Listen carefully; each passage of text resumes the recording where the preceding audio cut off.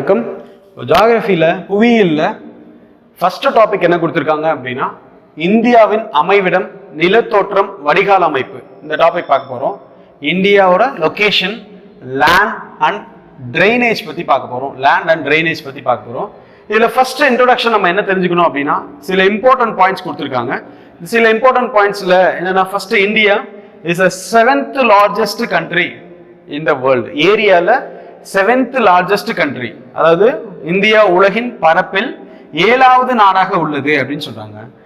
ஆசியால 2வது நாடாக உள்ளது. அப்ப அந்த 7வது நாடுல ஃபர்ஸ்ட் என்ன இருக்கு? பரப்பளவுல மிகப்பெரிய நாடு அப்படின்னு பார்த்தா ரஷ்யா. பரப்பளவுல மிகப்பெரிய நாடு ரஷ்யா, கனடா, USA, சைனா, அடுத்து பிரேசில், ஆஸ்திரேலியா, இந்தியா. 6வது இடத்துல ஆஸ்திரேலியா, இந்தியா 7வது இடத்துல இருக்கு. அடுத்து ஆசியாவில் 2வது மிகப்பெரிய நாடு. ஆசியாவில் 2வது மிகப்பெரிய நாடு. இப்போ இதுல பரப்பு முக்கியமான பாயிண்ட். இந்த பரப்பு கொடுத்துருக்காங்க. இப்போ இதுல இந்த பரப்பு பத்தி பார்க்கணும் அப்படின்னா இதுல மொத்த இந்தியாவோட பரப்பு 3287,263 ஸ்கொயர் கிலோமீட்டர், சதுர கிலோமீட்டர் அப்படின்னு வரும். சதுர கிலோமீட்டர் இந்தியாவின் மொத்த பரப்பு. இந்தியாவோட மொத்த பரப்பு 32, அது 3287,263 அப்படி ஞாபகம் வச்சுக்கோங்க. 3287,263 சதுர கிலோமீட்டர். இது மொத்த நிலப்பரப்பு, பூமியின் மொத்த நிலப்பரப்புல 2.4% இருக்கு.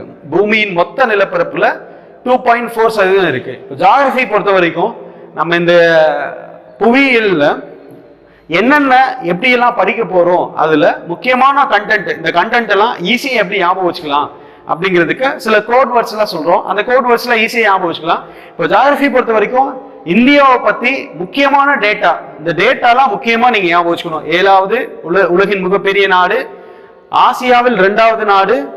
அதுல பரப்பளவில் பார்த்தோம் அப்படின்னா பரப்பளவில் உலகின் மொத்த பரப்புல 2.4% இருக்கு. உலகின் மொத்த பரப்பளவுல 2.4% இருக்கு.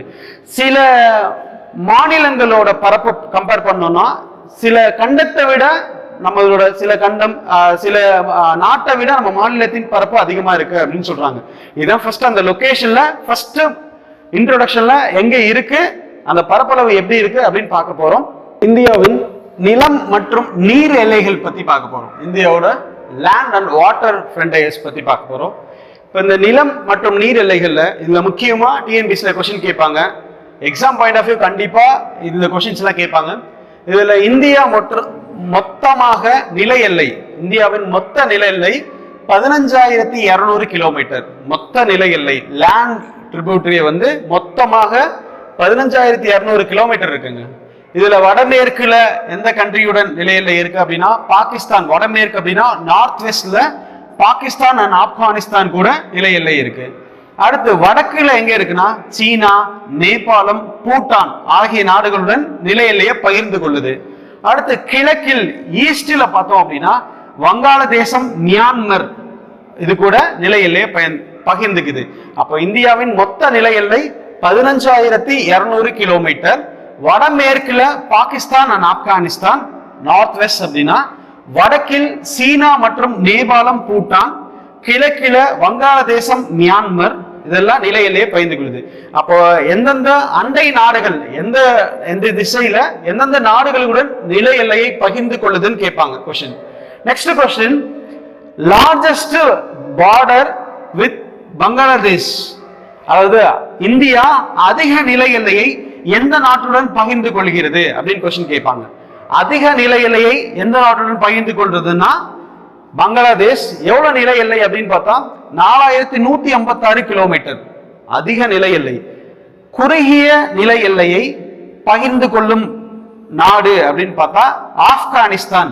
ஆப்கானிஸ்தான் கூட 106 கிலோமீட்டர் நில எல்லையை பகிர்ந்து கொள்ளும். அப்ப அதிக எல்லை அப்படின்னா பங்களாதேஷ், குறுகிய எல்லை அப்படின்னா ஆப்கானிஸ்தான் 106 கிலோமீட்டர். அடுத்து கோஸ்ட் லைன், இந்த கடற்கரையின் நீளம், இந்தியாவின் கடற்கரையின் நீளம் பார்த்தோம் அப்படின்னா 6,120 கிலோமீட்டர் கடற்கரையின் நீளம். அதாவது இந்தியாவோட கடற்கரையின் நீளம். தீவு கூட்டங்களை சேர்க்காம அந்த கடற்கரை நீளம் 6,100.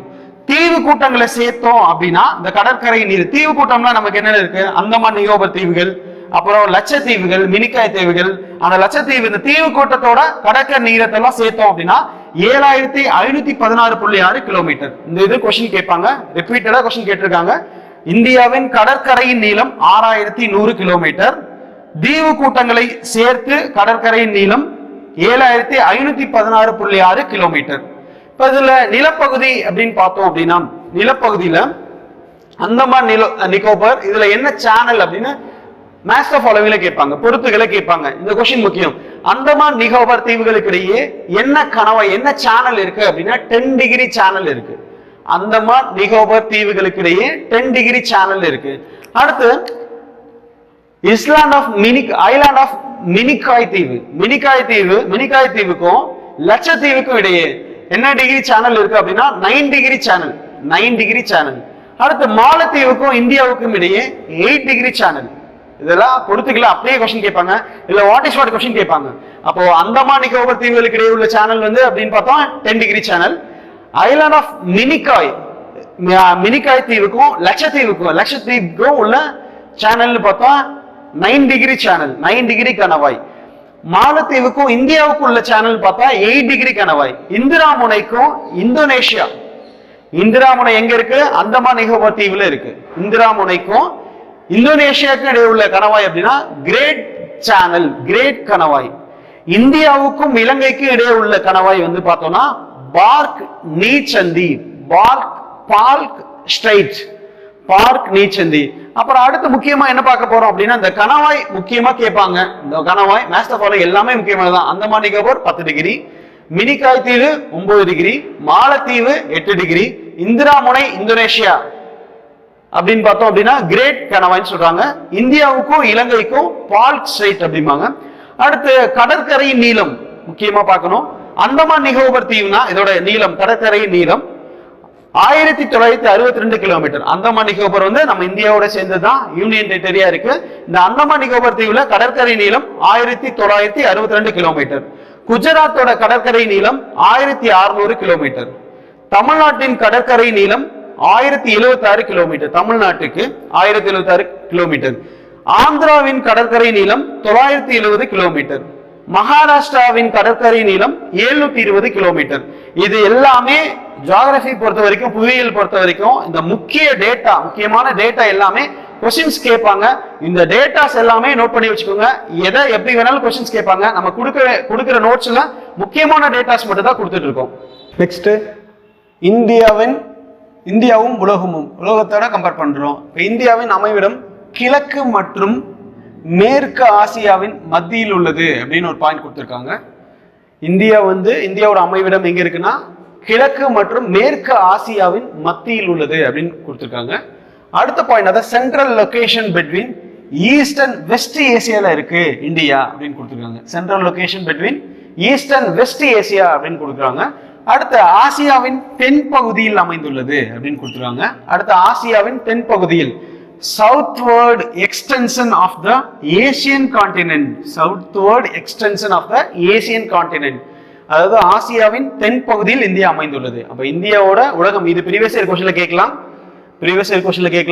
எப்படி இந்த 2 பாயிண்ட் கேட்பாங்க. ஃபர்ஸ்ட் பாயிண்ட் வந்து இந்தியாவின் அமைவிடம் கிழக்கு மற்றும் மேற்கு ஆசியாவின் மத்தியில் அமைந்துள்ளதுன்னு சொல்றாங்க. ஃபர்ஸ்ட் பாயிண்ட் அதாவது central location between east and west ஏசியான்னு சொல்றாங்க. First point.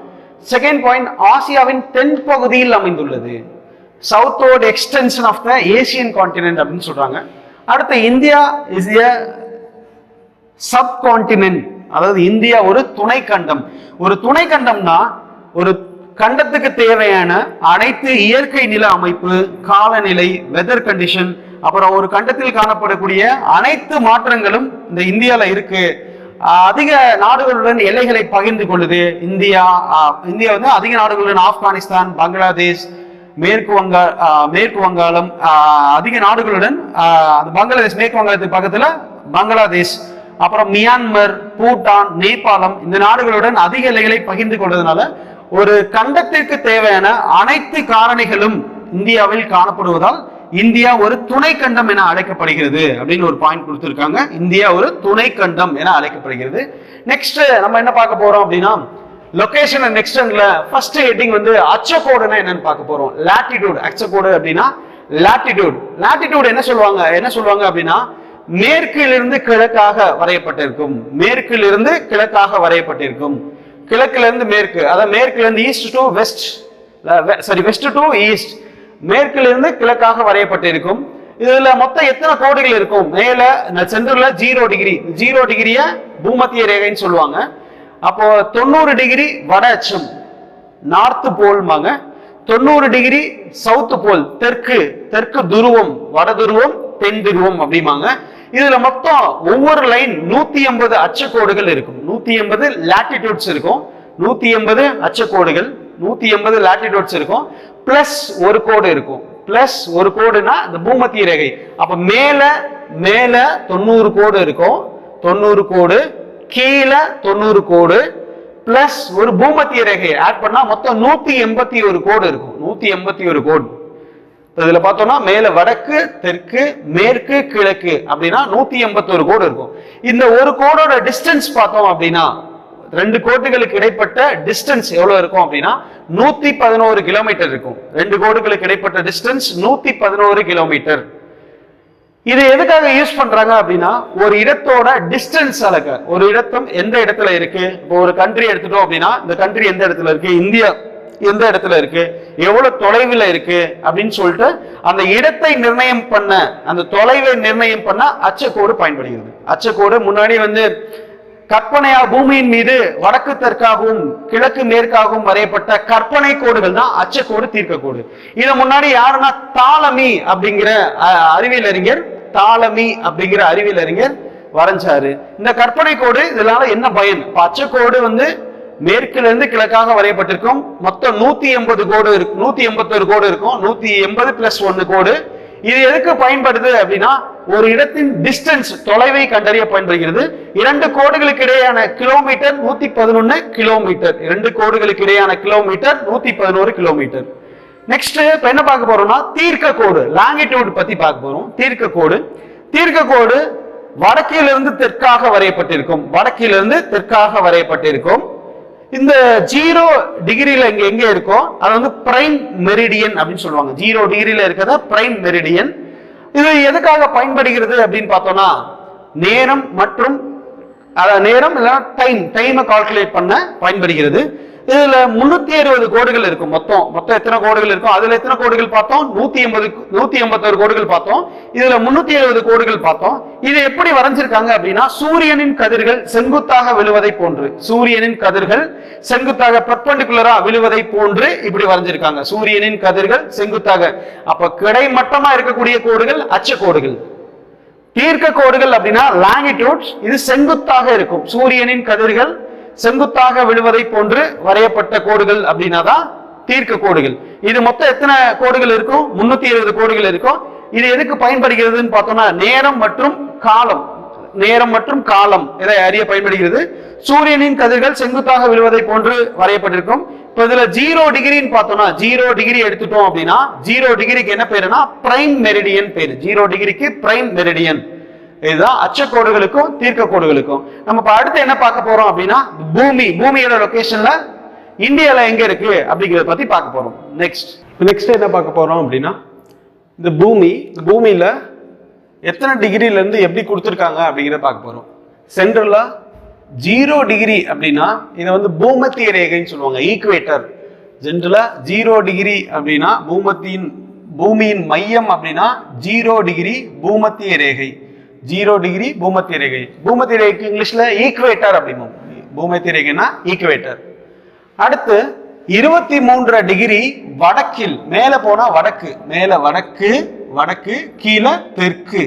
அப்போ வடக்கில் 23 டிகிரி அப்படின்னா இத கடகரேகைம்பாங்க. கடகரேகை, டிராபிக் ஆஃப் கேன்சர். கடகரேகை அப்படின்னா டிராபிக் ஆஃப் கேன்சர்.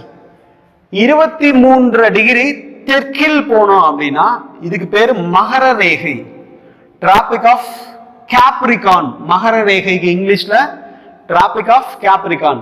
23 டிகிரி தெற்கு வடக்கில் அப்படின்னா கடகரேகை, 23 டிகிரி தெற்கில் அப்படின்னா மகர ரேகை. நெக்ஸ்ட் இந்த பூமத்திய ரேகை, நிலநடுக்கோட்டு மையம் பூமத்திய ரேகையிலிருந்து 66 டிகிரி கீழே தெற்கில் வந்தோம்னா அண்டார்டிக் சர்க்கிள்னு சொல்லுவாங்க, அண்டார்டிக். இதே 66 டிகிரி வடக்கில் போனோம் அப்படின்னா இதுக்கு வந்து ஆர்டிக் சர்க்கிள்பாங்க. இதுக்கு பேரு ஆர்டிக் சர்க்கிள். 66 டிகிரி வடக்குல போனா ஆர்டிக், தெற்குல வந்தா அண்டார்டிக். நடுவுல உள்ளது பூமத்திய ரேகை. 23 டிகிரி தெற்கில் வந்தோம் அப்படின்னா மகர ரேகை. 23 டிகிரி வடக்கில் போனோம்னா கடக ரேகை. அதே 66 டிகிரி தெற்கில் வந்தோம் அப்படின்னா அண்டார்டிக். 66 டிகிரி வடக்கில் போனோம்னா ஆர்டிக். இதை வந்து நார்த்தன் ஹெமிஸ்பியர் சொல்றாங்க. அதாவது சென்ட்ரல் பூமத்திய ரேகையிலிருந்து மேல போனா நார்த்தன் ஹெமிஸ்பியர், வட அரைக்கோளம் தமிழ்ல. அதே பூமத்திய ரேகையிலிருந்து தெற்குல வந்தோம் அப்படின்னா தென் அரைக்கோளம் அப்படின்னு சொல்லுவாங்க. தென் அரைக்கோளம், தென் அரைக்கோளம் சொல்லுவாங்க. சதர்ன் ஹெமிஸ்பியர், தென் அரைக்கோளம் அப்படின்னு சொல்லுவாங்க. இதுல 0 டிகிரி அப்படிங்கிறது தான் பூமத்திய ரேகை. 90 டிகிரி வடக்கில் உள்ளது வட துருவம், நார்த் போல் அப்படின்னு சொல்லலாம். 90 டிகிரி தெற்கில் உள்ளது, 90 டிகிரி தெற்கில் உள்ளது அப்படின்னா சவுத் போல் அப்படின்னு சொல்லுவாங்க. இப்போ கிடைமட்டமா இருக்கிறது அச்சரேகை, செங்குத்தா இருக்கிறது தீர்க்க ரேகை. முன்னாடியே பார்த்தோம் லாங்கிடியூட். இந்த செங்குத்தா இருக்க தீர்க்க ரேகை 0 டிகிரில என்ன பேரு சொல்லுவாங்க அப்படின்னா பிரைம் மெரிடியன்.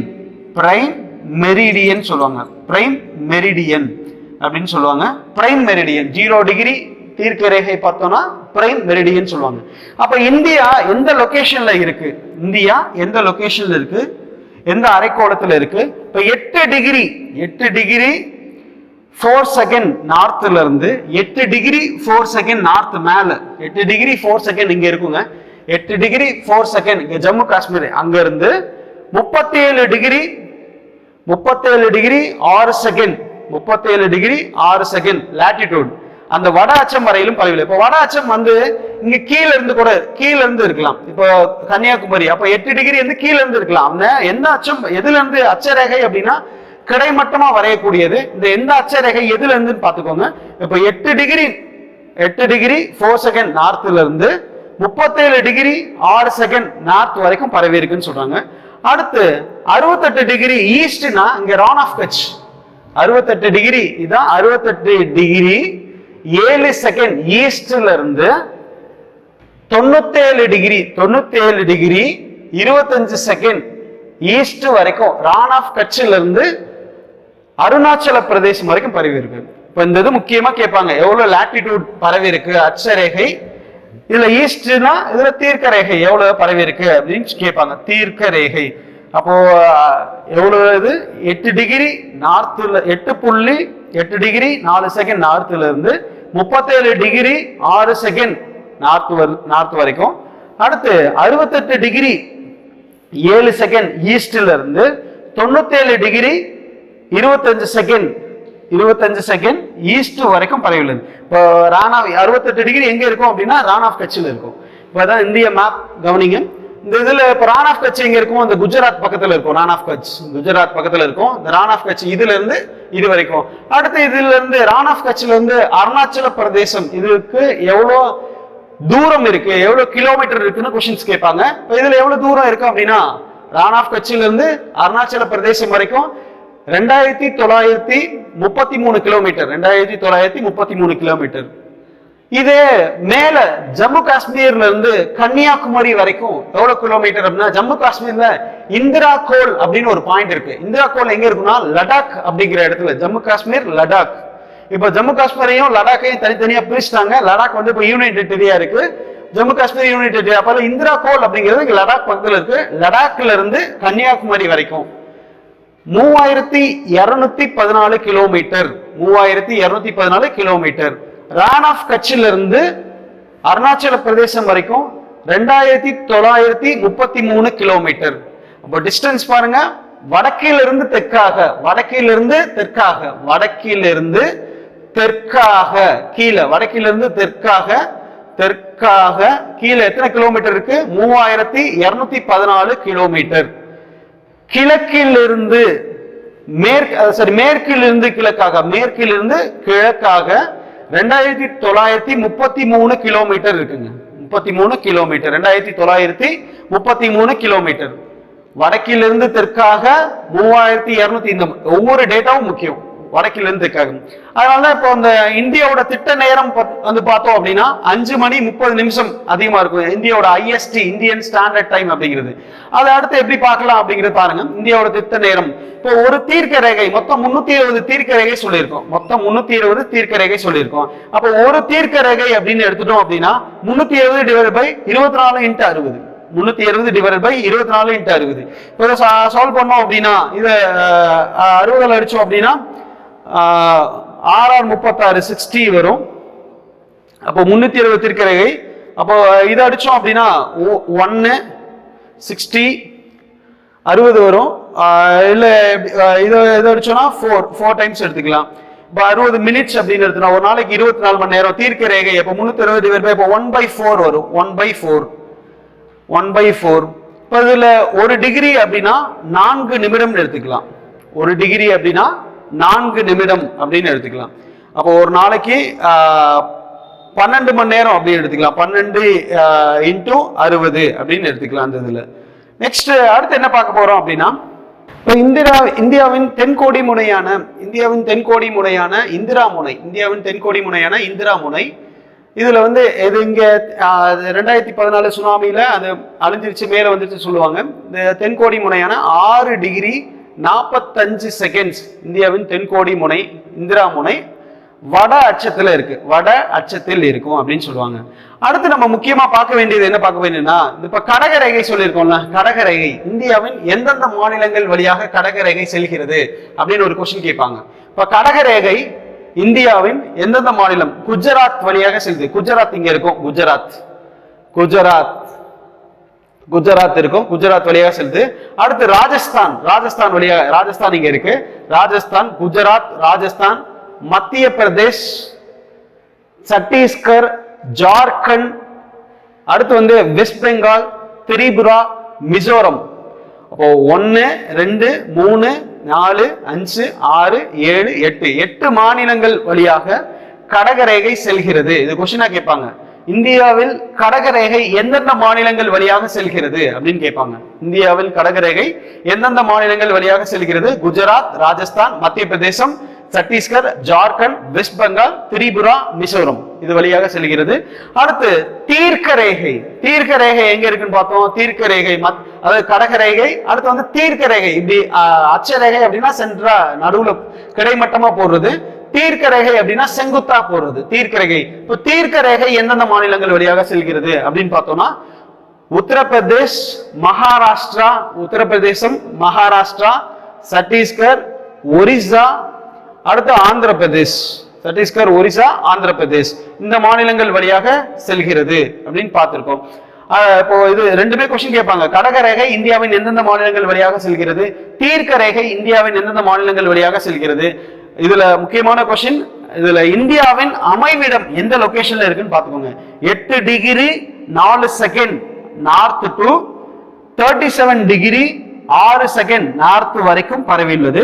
அடுத்து 68 டிகிரி 8 செகண்ட் ஈஸ்ட். இது எங்க இருக்குன்னா ரான் ஆஃப் கட்ச்ல இருந்து இருக்கும். ரான் ஆஃப் கட்ச் இதுல இருந்து 97 டிகிரி 25 செகண்ட் ஈஸ்ட் வரைக்கும் இந்த தீர்க்க ரேகையில இருக்கு அப்படின்னு சொல்லிட்டு இந்தியாவின் அமைவிடம் பத்தி கொடுத்திருக்காங்க. அப்புறம் கடக ரேகை எந்தெந்த மாநிலங்களுக்கு இடையே செல்கிறது, தீர்க்க ரேகை எந்தெந்த மாநிலங்களுக்கு இடையே செல்கிறது. இந்தியாவின் திட்ட நேரம் எப்படி இருக்கும்னா 5.5+30, அதான் இந்தியாவின் திட்ட நேரம், இந்தியன் ஸ்டாண்டர்ட் டைம் அப்படிங்கிறது. ஒரு தீர்க்க ரேகை அப்படிங்கிறது, ஒரு தீர்க்க ரேகை 4 நிமிடத்துக்கு சமம். ஒரு தீர்க்க ரேகை அப்படின்னா 4 நிமிடத்திற்கு சமம் அப்படின்னு எடுத்துப்பாங்க. இதுல இந்தியாவின் தென்கோடி முனை அப்படின்னா இந்திரா முனை சொல்லுவாங்க. இந்தியாவின் வடமுனை அப்படின்னா லடாக்ல உள்ள இந்திரா கோல் சொல்லுவாங்க. அப்ப மேல வடக்கு கீழே தெற்கு அப்படின்னு எடுத்துட்டோம்னா இதுதான் இந்தியாவின் நில எல்லைகள் பத்தி சொல்லியிருக்கோம். இந்தியாவின் நில எல்லைகள் பத்தி சொல்லியிருக்கோம். ரைட் சைட்ல வங்காள விரிகுடா இருக்கும், லெப்ட் சைட்ல அரபிக்கடல் இருக்கும், கீழே இந்திய பெருங்கடல் இருக்கும். இந்திய பெருங்கடல். அப்ப இதுல அந்தமான் நிகோபார் தீவு, இங்க அந்தமான் நிகோபார் தீவு இருக்கும். இதுக்கு முன்னாடியே நம்ம இந்த இதுல அந்தமானுக்கு நிகோபாருக்கு உள்ள எத்தனை சேனல் இருக்கும், எத்தனை கணவாய் இருக்கும் அப்படிங்கிறத பார்த்தோம். நெக்ஸ்ட் அடுத்த வீடியோல பார்க்கலாம். தேங்க்யூ.